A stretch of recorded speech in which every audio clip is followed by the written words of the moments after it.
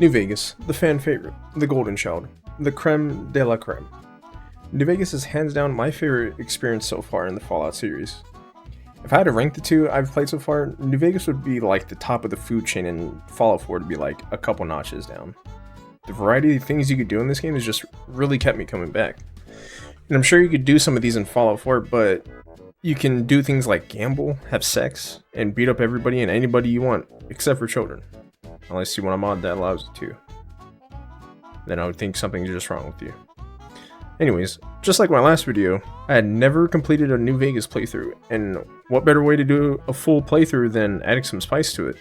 So, for my first playthrough, I thought long and hard of what I wanted to do. And what better idea than have no control over what my character gets? That's right, I did the New Vegas Randomizer mod. With this mod, it randomizes almost everything, from your special stats to what drops for enemies, and even what rewards you get from quests and a couple more. From your special stats to what drops from enemies, and even what rewards you get from quests and a couple more that I'll list because I'm too lazy to read them all off. I'll leave a link to the mod so you can download it yourself and give it a try. I highly recommend it. To me, it was really fun. Oh, and also, I'll not be able to repair any of my weapons, so if something breaks I have to go on to the next item with my choice. And I'll also be jacking up the difficulty to very hard.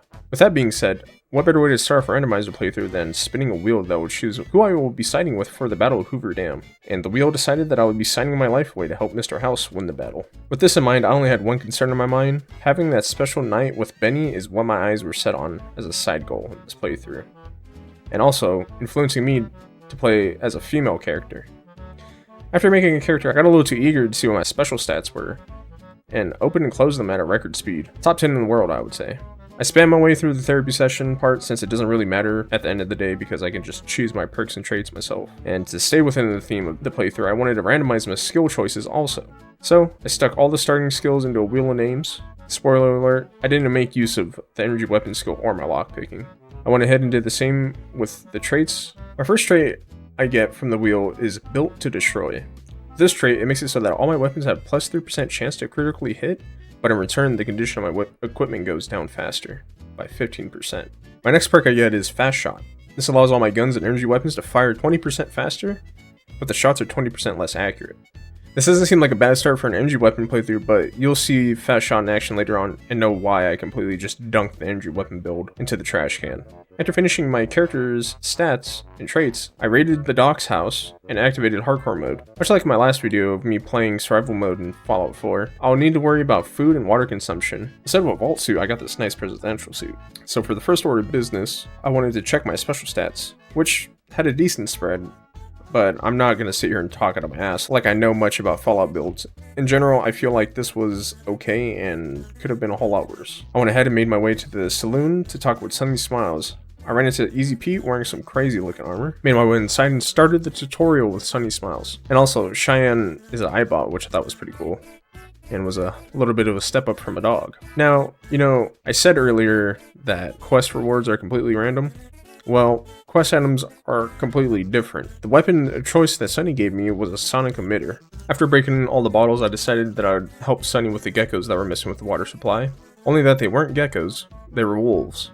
And one of them had lasers. What the fuck? He is shooting lasers at me? Me and Sunny went to the next water supply where, for some reason, Mr. House was just posted up. I heard some gunfire nearby and wanted to check it out, and saw a death claw. Now, I knew I stood no chance, so I decided it was best to skedaddle. While skedaddle, that's gonna be a weird word to say. Skedaddling my way back to the saloon, my game crashes. Fortunately for me, the game didn't save, so I had to do the tutorial with Sunny all over again. But this time around, instead of a sonic emitter, she gives me a 45 caliber submachine gun. And my god, was this weapon so shit. I eventually got a brain, and just decided to walk up to the bottles rather than trying to shoot them from a distance.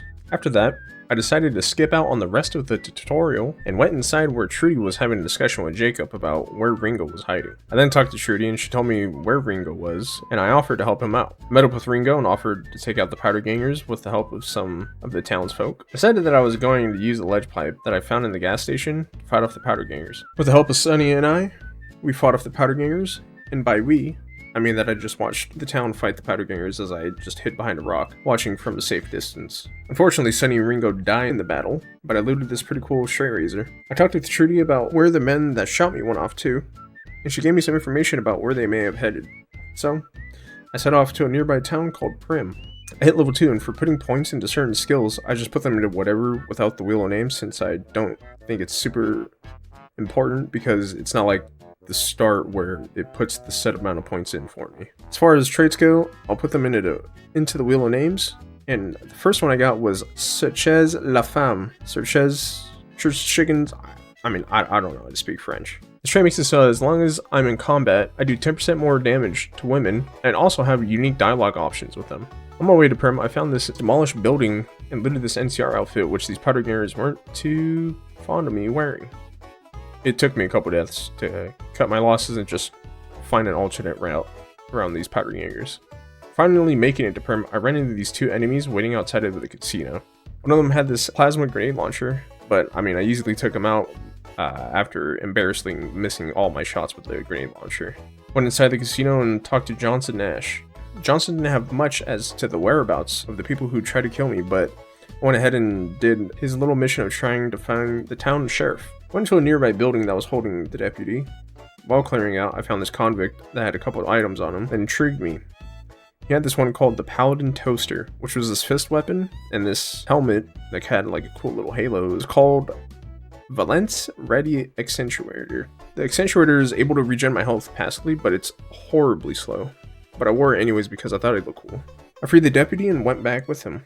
The deputy gave me a couple pointers of where I could get a sheriff for the town, and where I might find some information on where my attackers went. I could go to a nearby prison, or I could head south and try to convince one of the members of the NCR to babysit the town. But that was none of my business, so I just decided to go with the other quest of finding my lover. Killer. When I arrived at Nipton, the town looked like it was ran through like a college girl at a frat party. The first person I ran into in Nipton was Oliver Swanwick. I didn't like how he hooted and hollered about winning the lottery, so I chased him down so I could get the money. But unfortunately, I couldn't catch up. He probably had like some lint and chewed a bubblegum in his pockets anyways, you know, because everything has random inventories. The Legion had already taken over Nipton, and they asked me if I could spread the word of their cause, and I'm no messenger boy, so I skipped out on that. I instead went into the town hall, and my god, was it a fiesta in there. I thought they cleared out the town, but no. There was all sorts of things in there, from robots to animals, and even a fly with a pistol. While looting the building, I found this dead wasteliner's body, which had this cool fist weapon called the Embrace of the Mantis King.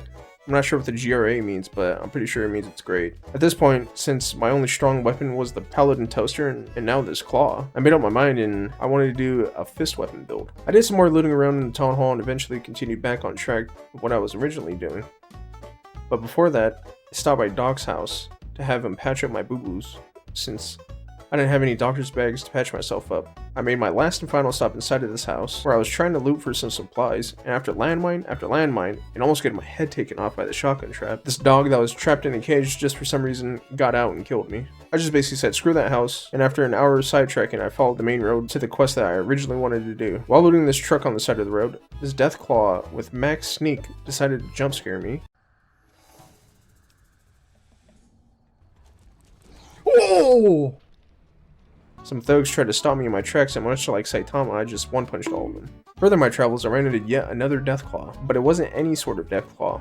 It was a Deathclaw mother. I tried to sneak around her since I was so close to my destination. While I was trying to sneak, I was checking the top of my HUD to see if I was out of danger, and it was not clear. That Deathclaw was for sure coming, but the only question is when. The answer to that is very soon. There is no one-punch manning my way out of this one. Did the whole walking and fighting the ambush over again. Decided to take an alternate route and eventually made it to Novac. Went into the Dino Delight Motel and spoke with Jeannie about where a man with a checkered suit was. She told me that a local by the name of Manny was familiar with him, so I decided to go find where he was. I met up with Manny at the top of the dino statue and spoke with him about the boogeyman in the checkered suit. Just like a good old RPG fashion, I have to do some tasks for him to get this information out of him. What's his task, you might ask?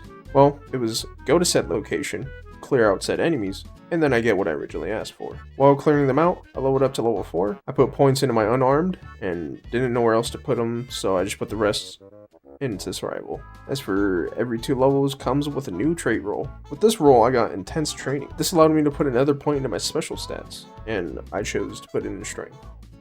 In retrospect, I could have rolled it off, but I just wasn't thinking, I'm sorry. As I delve deeper into this facility, I find the super mutant who is just non-stop spamming me with plasma nades, and unfortunately, he had martyrdom equipped and it killed me. I used this tactic to run as fast as I can to the bottom floor, where I ran into what I thought was another super mutant, but actually turned out to be a stealth Deathclaw with his super sledge. Well, unfortunately for him, he was too tall to walk across the bridge, so I decided that this called for some holy frag grenades. With some more exploring, I found a named NPC called Davison, who was a fisherman, and I don't like fishermen. Found these rockets, and an intercom that I talked to. The intercom told me not to worry about the rockets, it told me to come to the top floor so that I could meet his leader. I eventually made it, and the person who I thought was a ghoul wasn't. He just believes that he is, and it kind of reminds me of the Clayton Bigsby skit from the Chappelle Show. I met with Jason, and he tells me about the great beyond and how they want to reach it and get out of this wasteland. I happily obliged and did so. After all, I was sent there to take them out. I'm just going to take them out in style. I helped them get the last couple of parts for their project, and they got sent on their merry way. Now this got me to level 5, and I put more points into my unarmed, survival, and medicine. I went back to the dino statue in Novac, but instead of finding Manny, I ran into Boon. And Boon tells me that his wife has been kidnapped while he was on watch and needed me to bait the person out who did it in front of the statue. It just so happens that I know the perfect person to put out there. And it was Manny, just because he didn't want to give me the information on where the man was first, instead of sending me to go out and clear all these ghouls. Made sure I got the info from Manny, and we took a nice stroll outside. I slapped on the NCR beret to give Boon the signal to take his cap off. Boon didn't like that I told him a little white lie, and he told me that he doesn't like me anymore. This white lie got me a level 6, put more points into unarmed, and this time around I thought it would be more beneficial to put some points into speech. I spun the wheel and you could never guess what I got. Another intense training. I know, right? Super interesting. Anyways, I put my extra special point into strength, slapped my bootstraps on tight, and marched my way down to Boulder City, where I ran into Private Kowalski. Now, Kowalski was commemorating his fallen comrades in the Battle of Hoover Dam, but I felt like he was being a little too soft, so I sent him to the pearly gates. Met up with Lieutenant Monroe. He agreed to me respectfully taking the platinum chip from the Great Khans. Met up with the head honcho, Jessup, and discussed with him about the platinum chip. After talking, I leveled up, put points into unarmed and speech. I wasn't going to let Jessup get away with being the culprit of the attempted murder of me, so I got my get back. After all that nonsense, I made my way to the free side of East Gate. Before entering the strip, I needed a passport or I needed to cough up 2,000 caps. Now, I'm one cheap son of a bitch, so there's no way I'm giving up 2k, even if I had that much. So my only other option was to get the passport to get in. I decided to do some googling and I found out that the Kings have a quest line, and in that quest line, it gives me the passport. So I did a little quest and I didn't get the passport because of the stupid mod giving me a random item instead of that passport. At least by the end of it, I hit level 8. And you don't need to worry about what I rolled at level 6 because it was another intense training, which, if you could guess where that point went. Now, you know the drill, and it's time that I spin the wheel. This time around, I got Black Widow. With this trait, it allows me to do 10% more damage against male opponents, and I'll have unique dialogue options when dealing with opposite sex. And you know what that means. Now I needed to somehow fork over 2k caps, and I was only at 636. But with the help of some expensive items I had, and some trading going down, I managed to finally get my 2,000 caps and move forward in the main story. And just a side note, I did over an hour and a half of recording myself trying to find side quests to do for caps, but I ended up just resorting to selling the versions as my last resort, and for some reason, just not doing that first. Anyways, I met with the man of the hour, Mr. House. He told me the man in the checkered suit went by the name Benny, and he had the platinum chip. Conveniently, he was nearby, and I checked the local casino and found the man I've been looking for this entire time. I spit my absolute hot-fired game, and we went to his bedroom, where we wrestled with our private parts, and I ultimately killed him in his sleep. I recovered the platinum chip and leveled up to level 10. And you know what that means? Yep, another wheel spin. With this spin, I got the Scrounger perk, which I thought was, fighting junk or food. But it was actually completely useless because Scrounger allows me to find more ammo containers, and I don't use bullets. I use fist. On my way out, I get stopped by the Legion lapdog, who wants me to meet with Caesar. Sorry, not Caesar. He's a little quirky. Kaiser. I didn't really care to meet with him, so I went straight back to Mr. House and gave him the platinum chip. Mr. House explained to me that the chip contained a new patch for his robots that they'll get the nade launcher DLC. Sadly, Mr. House says I gotta socialize with Kaiser so he can let me have access to an underground bunker on Fortification Hill. On my way to Fortification Hill, I got chased out by a local gecko with a missile launcher. I reached Cottonwood Cove and took a nice boat ride to Fortification Hill. I was forced to surrender my weapons, but I didn't know who I was talking to because someone's big ass fucking head was in the way. I met with Kaiser. He told me that he wanted to get Mr. House out of the game. Whatever was down there, he wanted me to go destroy it.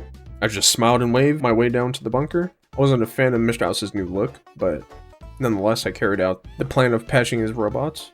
Now, I was a little undergeared here, and from a dog with a laser gun and a very strong turret, and another strong turret, I decided to pull out the good old reliable shotgun and take them out from a distance. Taking them out took quite a bit of my meds and heals, so I went back to Doc Mitchell, drank his toilet water, got healed, and got straight back to action. Now, the last enemy was an invisible super mutant with a Gatling laser posing as a turret. After depleting all the ammo I had and healing items, I just resorted to waiting around a corner with the stealth boy and using my trusty claw to get the jump on him. I finally uploaded the software. I met back with Mr. House and Lucky 38, and he told me about another problem, being these group of bombers. I needed to deal with them, but they're at the Nellis Air Force Base. I could either kill them or convince them to go on our side during the Battle of Hoover Dam. Long story short, I was on the last limb of doing tasks for the 3 leaders, one of which was planting a bomb on a crashed plane, and it turns out that I couldn't finish it because it just, I assume the mod just being absolutely wacky, doesn't give me the bomb for the detonator. And I tried doing some Googling, only to find out that it's a quest item and I can't like craft it or find another one. So hours of doing get this guy a girlfriend and listen to this little kid tell me about their lore, I decided that it was time to do what I should have done all along.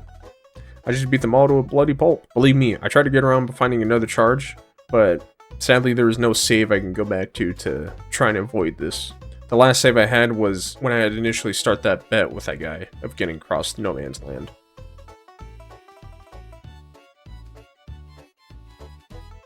While exploring Novac for some supplies, I found Daisy and she had something that I wanted, which was that fist weapon looking all cool and glowing, but my god did she have some hands. Damn! Back up, bitch! Fucking bitch! Holy fuck, bitch! Fuck! Oh my god. Oh! Bitch. Back up! I think I just need to get uber lucky with this. Fucking.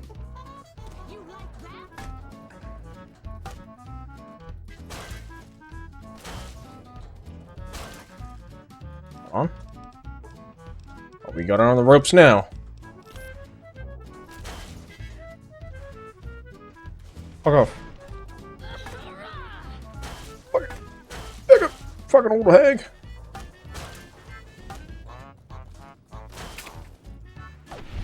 Oh my god, I finally got her. Holy shit.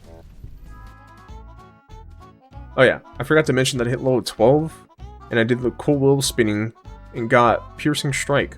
Piercing Strike allows me to gain 15 points of damage threshold on my target, and whatever that means. I mean, I assume I do 15 points of damage minimum, no matter how strong the resistance is. Maybe tell me in the comments. I went back and told Mr. House that Nellis went bye-bye, and it was time to snuff out what was going on in the Gomorrah across the street.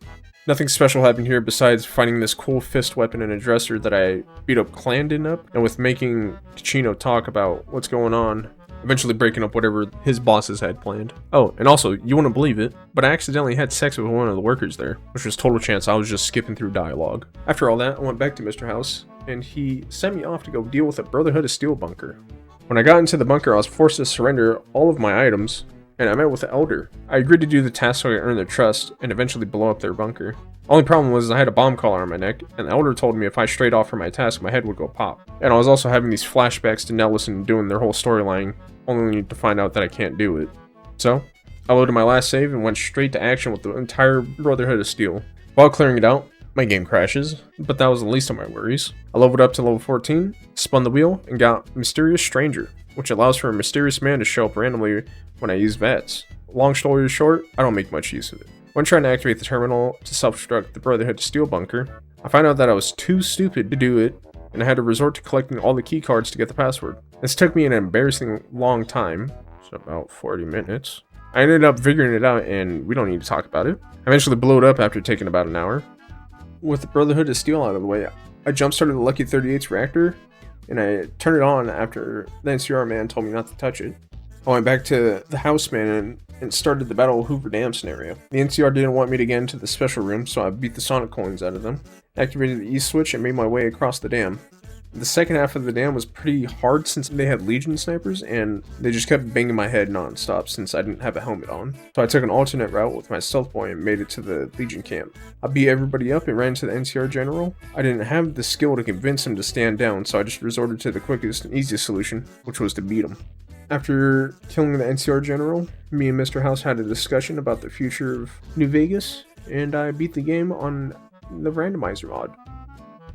And that'll do it for this video. Hope you guys enjoyed it. Please consider subscribing and liking, and I'll see you guys in the next one. Bye.